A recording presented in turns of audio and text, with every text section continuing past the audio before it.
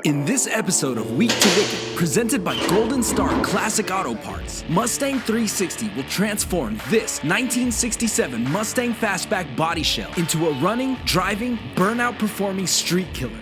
Follow along at Mustang360.com. All right, so it's the morning of day 4, and we got a few things going on today. One of them being the AC, steering column, exhaust, and a bunch of wiring. Right now I'm getting ready to wire up the ECU, and it's pretty simple. Most of the wiring's already pre-terminated, plug and play. We got a couple like key-ons, a main power, and a ground, and that's it. So this module is real easy to get started, hooked up, and fired up. So let's get going.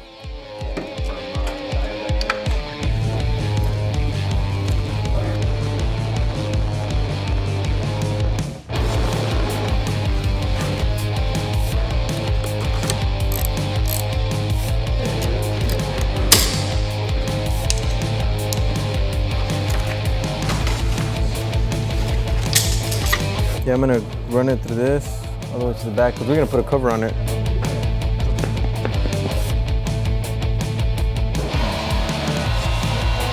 That's with CMS. I don't know, but I think that's like a little harness they gave. Left hand, CMS right hand. Where's the air temp on this thing? Thank you.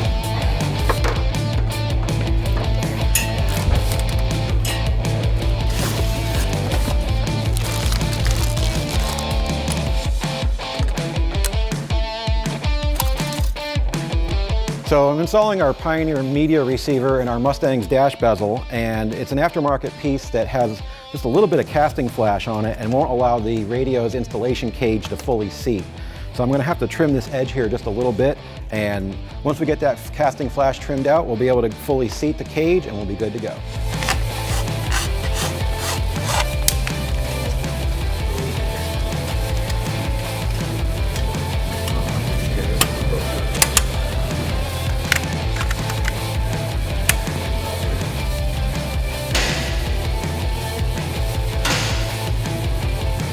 Coming out of the trunk, so I think the smartest way to do it is inside the frame rail. Okay. Just follow it all along. Over these? Yeah, over anything that you see over here, just go over it, and then we'll just clamp it to the frame with some clamps. All right, so we're here with Brian from JBA. Brian, what'd you bring us? Oh, we have a bolt-on kit for a 67, 68 Mustang. So It goes all the way, H-pipe, axle back, all the way through to the rear valance. But to your surprise, we've changed all the rear suspension. Yeah, when I got here and took a look at the car, we're gonna have to do a custom job on this one. So. Okay, so dump it before the rear end? Yeah, we'll drop it right before the rear end, muffler's here. Maybe when we get a little more time, we'll bring it down to the shop and you guys can do a custom job up and over and out the back. Yeah, we'll finish it up when we have a little more time. All right, well, I'm gonna let you get busy. All right, perfect, thank you. What's going on? Yeah, we're gonna do turn downs, so going ahead and using the stock turn ups to go over the axle, and then we're gonna just knock them off and use them as turn downs.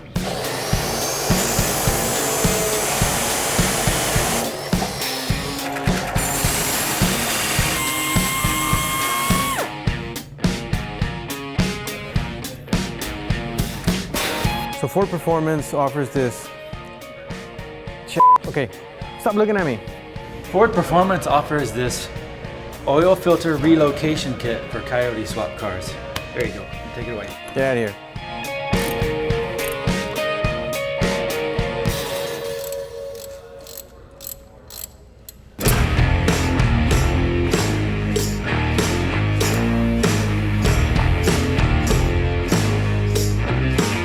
Well, when and if my career ends here, I found my new gig.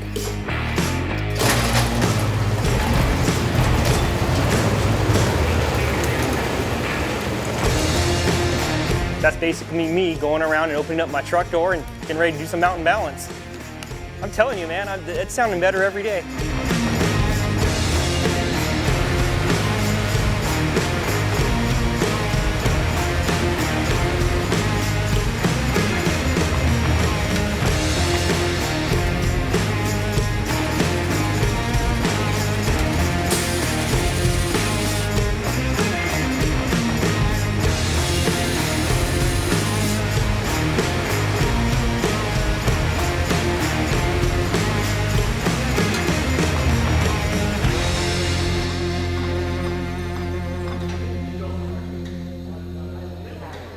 All right, so one of the cool things about this new build is the Coyote. The Coyote engine is so large up front that the factory AC no longer fits in the engine base. So we've gone to more of a condensed model under the dash, where we got our evaporator, our condenser dryer, and our compressor, the 4 major components to run this AC system.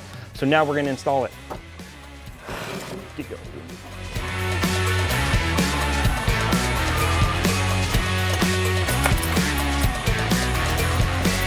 Are you good?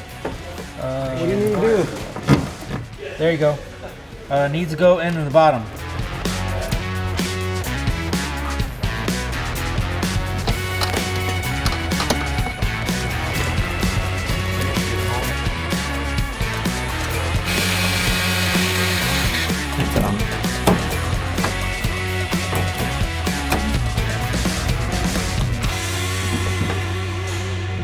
So, because our Mustang has been converted into a fastback, we of course need a fastback rear seat.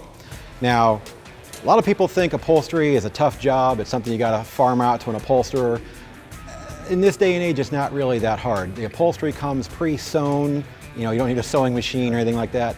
It's just a matter of getting it in place and cinching it down with some hog rings and using the proper tools.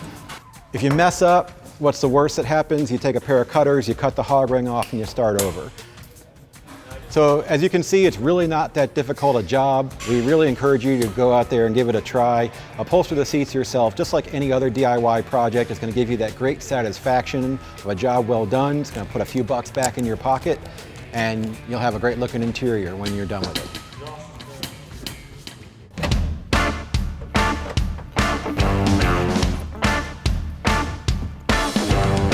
All right, so we got the floor mount installed, dash mounts in, columns in.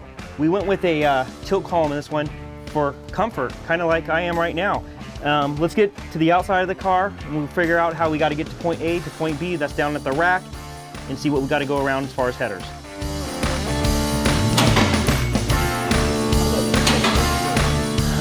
You can kind of see it. I penciled them in. It's the shadow. Yeah. All right, so now that we're under the car, let me show you what we got to do. We got to go from the column here to the rack and pinion here, but the challenge is the header that's sitting in between us. We got 2 joints and a piece of double D shaft. Chances are we'll need 1 more joint and a support bearing. We're gonna give this a shot first. Come down.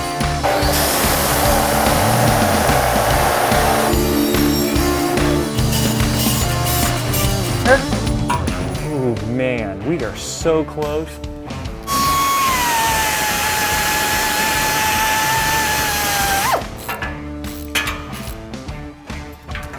Okay, right there, hold on.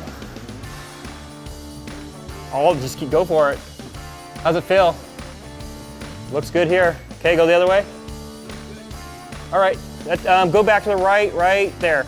Go back to the left a little bit. Knock the steering off the list. All right, so we've had a couple rough days. Every time we took a step forward, took a couple steps back. Today we came in with a positive attitude. We loaded that train with a bunch of coal. It was full steam ahead. So let this be a lesson to you kids. The little engine could.